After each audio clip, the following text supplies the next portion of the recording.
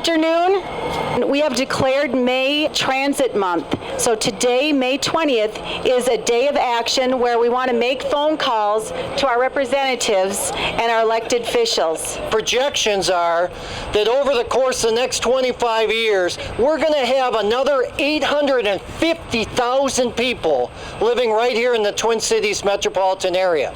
When you think of adding another 850,000 people and the realization that the era of ripping up whole neighborhoods and laying down asphalt is essentially over in the metropolitan area, then we've got to figure out how to move people, not just vehicles.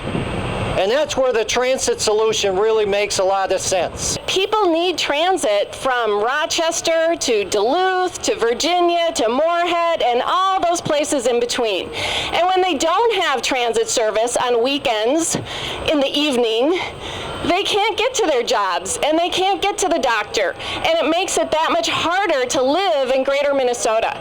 So we know that transit helps make those communities good places to live. When I talk to my neighbors and the folks that I work with, and they see a job opportunity or they see an educational or training opportunity, the first thing they ask themselves is, can I get there on the bus?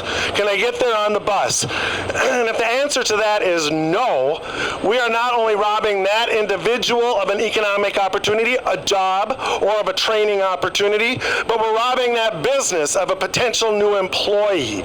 We need to invest more in transit. Light rails are like the backbone of public transportation, and then like the buses are like arteries. You can't have one without the other. You got to have funding for everything, not just one thing. We need highways, we need buses, we need light rails. Everything's important. One thing is not more important than the others, and it's a huge part of desegregating our state and bringing about movement. It's crazy that even our movement is unequitable in this state. Here's the problem, folks. Only 10% of the jobs in Minnesota are conveniently accessible through transit. And only 25% of the residents of the region have access to transit. Do you think we can do better than that? Yeah. Now, folks, we can do this if we do it together.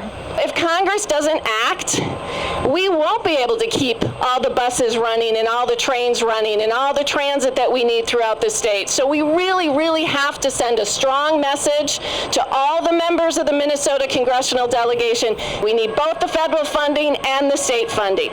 So I really appreciate you coming out here today. We really need your support. We need you to keep working with us to make transportation funding a bigger priority and get this job done once again.